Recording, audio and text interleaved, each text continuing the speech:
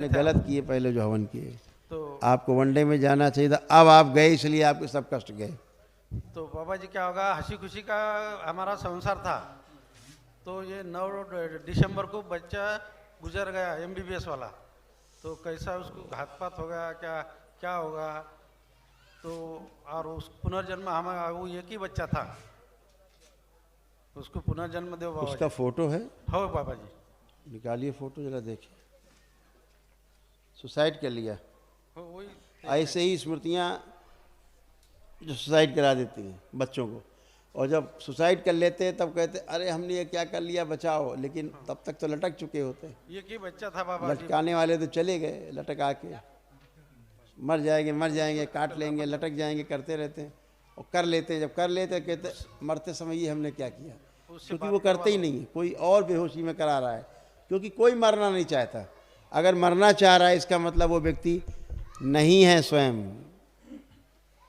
जैसे अपना अपना घर आप गिराना चाहते हो, आप चाहते हो कि आपका घर गिर जाए? नहीं बाबा नहीं। अगर गिराना चाह रहे हो इसका मतलब आप नहीं हो। अपना मर्डर खुद करना चाहो, खुद फांसी लगाना चाहो, ऊपर से कूदना चाहो, जहर खाना चाहो, मर जाना चाहो, तो ये आप नहीं हैं, क्योंकि आपका घर है, शरीर है। ये कोई बाहरी स्मृतियाँ जो आपको इस तरह प्रेरित कर रही हैं, आपको बेवकूफ़ बना रही हैं, आपके ब्रेन को कंट्रोल किया हुआ है। भरपूर विरोध करिए, नथिंग, कुछ नहीं करेंगे, ठीक है। फिर कभी न कभी करौली शंकर महादेव जैसा दरबार मिल ही जाता है, तो सब गंदगी चली जाती है हमेशा के लिए, एंजॉय करते हैं लोग। दरबार के बहुत बहुत मेरे शराब छूटी, सब छूटा बाबा। उस बच्चे की फोटो देखिए जरा।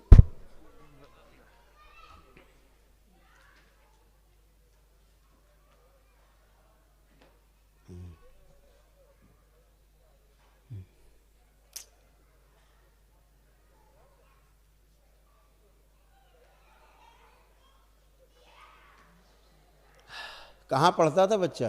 Nagpur GMC college, Nagpur medical. वहीं रहता था छात्रावास में? छात्रावास में रहता था।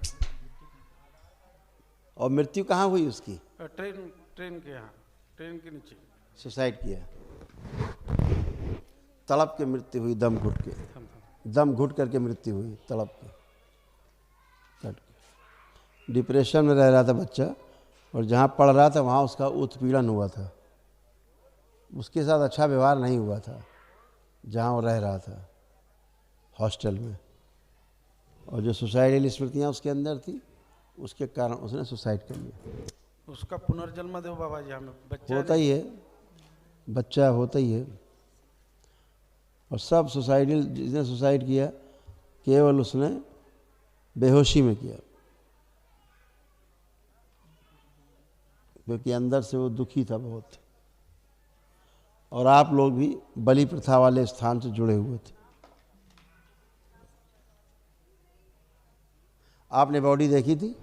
हाँ बाबा जी। कैसे कटा था, कहाँ से? ऐसा ऐसा कटा था पैर, गर्दन? हाँ नहीं, गर्दन ऐसा ऐसा कटा था, और बाकी पैर बंधे वाले थे, पैर कटे थे उनके। ऐसे कैसे कटा? ऐसे ऐसा तिरछा गिरा होगा, तिरछा। नमस्ते, प्रणाम नमस्ते गुरुजी। बेटा। हाँ बेटा। मैं और मेरा भाई दोनों नागपुर में पढ़ते थे। मैं एक डॉक्टर हूँ एमबीबीएस। भाई फाइनल ईयर में एमबीबीएस कर रहा था। सुबह मुझसे बात करके गया, लगा नहीं कि मतलब मुझे तो अभी भी डाउट है कि उसने सुसाइड किया है या उसको किसी ने मार डाला। हाँ करेक्ट, बिल्कुल सही, उसने सुसाइड नहीं की, ये बात नहीं सही है। किया, क्योंकि जब वो जब 11 बजे मुझसे मिला तब वो एकदम खुश था। हमने आधा घंटा हंसी मजाक चालू थी हमारी। उसके बाद वो गया और मुझे 3 बजे कॉल आया। इसमें लिखा हुआ है कुछ? दिख नहीं रहा। सुसाइड नहीं है ये, दिख नहीं रहा, खाली पेज है। खाली है। हाँ, इधर लिखा हुआ है। क्या है? सुसाइड नहीं, मर्डर है। मृत्यु दम घुटकर हुई। वही बाबा जी, क्योंकि उसको मैंने उनको पूछा भी नहीं तो खुद से बता रहे कि वो सुसाइड है। उसका पोस्टमार्टम भी हम जाने से पहले हो गया। और जबकि मैं वो डॉक्टर थी तो मुझे पता चल जाता था ना वो डिप्रेशन में है। वो नहीं था डिप्रेशन में, वो खुश था, उसके एग्ज़ाम भी अच्छी गई थी। नहीं, डिप्रेशन में तो था वो अलग इशू है, लेकिन ये अलग इशू है।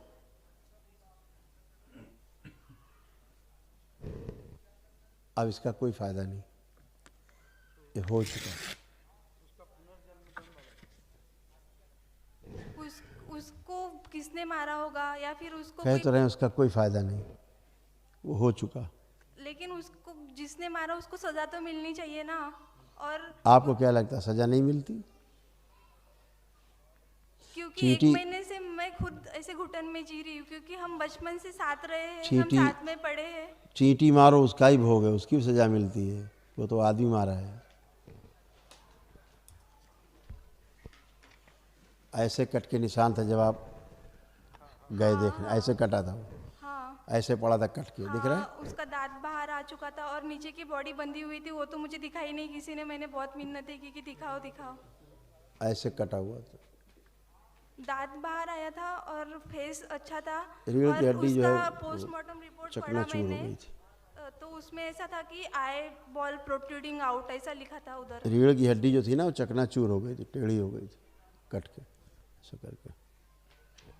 चलो बेटा अब तो जो हो गया,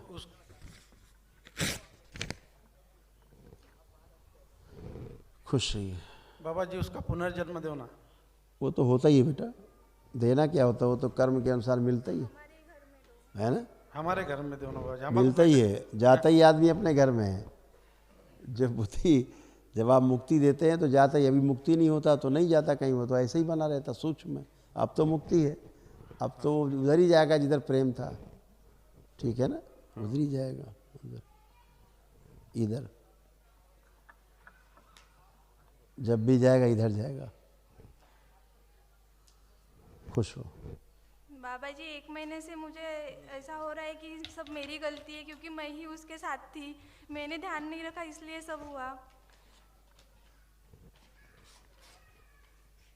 और वो मुझे सारी बातें बताता था, मतलब हम ऐसे दोस्त था, वो मेरा सबसे अच्छा दोस्त था। आप तीनों लोग आंखें बंद करो, तीनों लोग आंखें बंद करो। इनके अंदर उस बच्चे की मृत्यु के जितने दुख की स्मृतियां सब नष्ट कर दी। प्रहार, शुद्धि।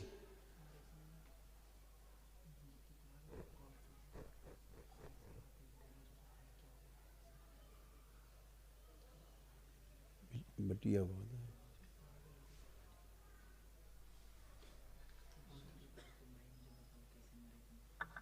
बैलेंस, शुद्धि। 5 बार बोलो बेटा, ओम नमः शिवाय। ओम नमः शिवाय, ओम नमः शिवाय, ओम नमः शिवाय, ओम नमः शिवाय, ओम नमः शिवाय। आँख खोलो, बंधन खींचो 5 बार। लाश नहीं जा रही आंखों के सामने से, आंखें बंद। हटा दीजिए, लाश हटा दीजिए। शिव, बैलेंस। आँख खोलो, ठीक। इस बच्ची ने उसको बहुत कॉल करने की कोशिश की मृत्यु के बाद कि भाई मुझे बताओ कैसे तुम्हारी मृत्यु हुई, किया? हाँ, जब पता चला 4 बजे तो मैं उसको फ़ोन कर रही थी कि मेरा फ़ोन उठा ले, तो कहाँ पे है। और जब मैं उसके बाद मुझे ऐसे बहुत संकट आए थे मेरे ऊपर, तो जब भी कुछ होता था मेरे साथ, मतलब बचपन से, वो छोटा था लेकिन वो बड़ों के, मतलब मेरा फ़ोन अपने आप जाता था कि उसको कॉल करूँ मैं। एक बार तो मेरे सपने में भी आया वो, और ऐसे मेरे साइड में बैठा वही था। हम कह रहे हैं, आप उसको सूक्ष्म में भी कॉल करती थी, उसको प्रेयर करती थी कि भाई मुझे बताओ तुम्हारी मृत्यु कैसे हुई, कैसे हुई, क्योंकि तुम्हें विश्वास नहीं हो रहा था कि वो सुसाइड कर सकता है। हाँ, और ऐसा जब वो मेरे सपने में आया था तो उसको कोई तो भी ऐसा रोक रहा था बात करने के लिए, जबकि वो मेरे साइड में बैठा था और वो चुप बैठा था। मैं उसको पूछ रही थी कि बता क्या हुआ, लेकिन वो अपना मुंह नहीं खोल रहा था, चुपचाप से बैठा था। और फिर मैं जग गई और एकदम ऐसा ऐसा बोल रहा, हेल्पलेस फील हो रहा था उसको, ऐसा मुझे दिखाई दे रहा था। कोई बात नहीं बेटा, कोई चीज़ है भाई का तुम्हारे लिखा हुआ रखा है क्या? नहीं, कोई वस्तु रखा है उसका अभी यहाँ तुम्हारे पे- पास? मेरे पास नहीं, इसके पास है, मेरे पास घर उसका में। आईपैड है, सारी चीजें उसकी मेरे। इसीलिए कह रहा हूँ पढ़ती हो तुम, वही तो मैं कह रहा हूँ। वो कोई चीज़ है रखा है, उसी को बार बार पढ़ती हो तुम, हाँ, इसीलिए कह रहे हैं। उसके आईपैड है ना मेरे पास।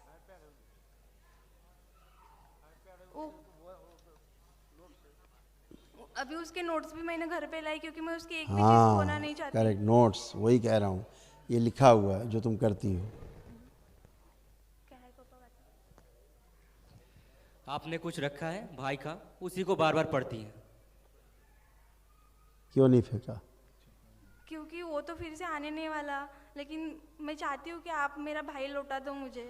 वही तो स्मृतियाँ हैं जो आपने रखी हैं, उसी से तो तंग रहोगी, सब जला देना है। ठीक है, अपना आईपैड वगैरह यूज़ करो, जो लिखा हुआ रखा है हटा दीजिए, क्योंकि आपने पढ़ा है उनको, आपकी स्मृति बन गई है जो आपने पढ़ा है, देखा है सब। ठीक है, अच्छा नहीं, खुश रहो।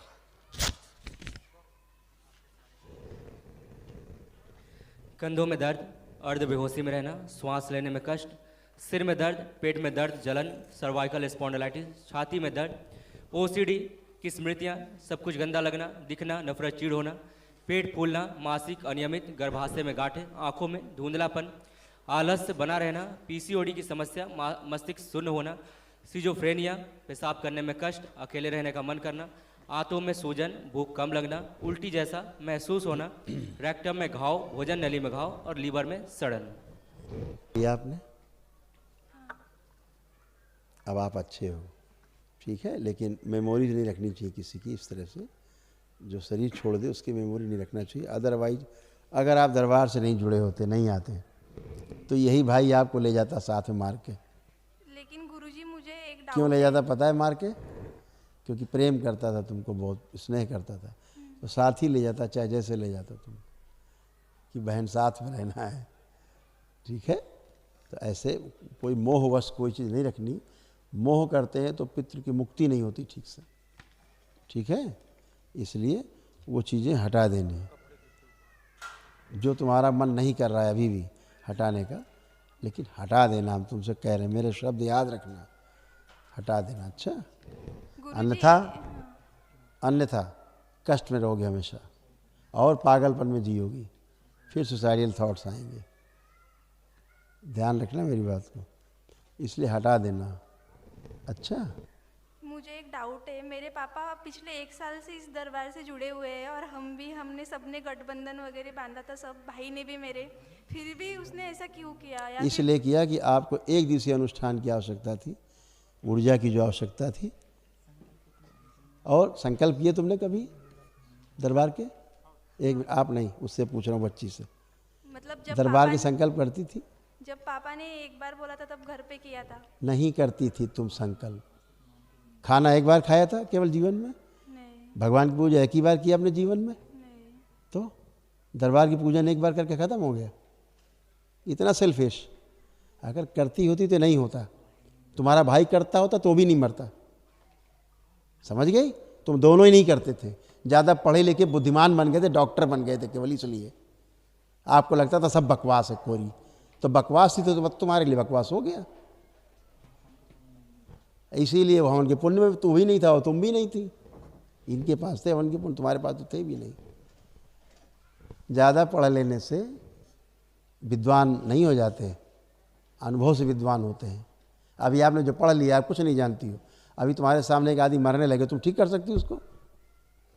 MBBS तो हो गई हो, तुम्हारे सामने एक आदमी अभी तड़प के मरने लगे, आप ठीक कर पाओगी? डायग्नोस कर पाओगी क्या है इसको? कोशिश करूंगी। नहीं कर पाओगी, क्योंकि एक्सपीरियंस नहीं है। दरबार कैसे बता देता है आपको इतने इतने कष्ट, भारी भारी कष्ट कैसे बता देता है, और नष्ट भी कर देता है। अब कोई कष्ट है आपको? नहीं है। क्यों नहीं है? दरबार की शक्ति है, ईश्वर की शक्ति है। अब इसे ही नहीं मानो तुम, खुद ही विद्वान बन जाओ, तो बन जाओ विद्वान, क्या होगा? दरबार थोड़ा ना पीछे जाएगा। आपको दरबार के चरणों में शरण में जाना होता है। प्यासा जाता है कुएं के पास, कुआं नहीं जाता प्यासे के पास।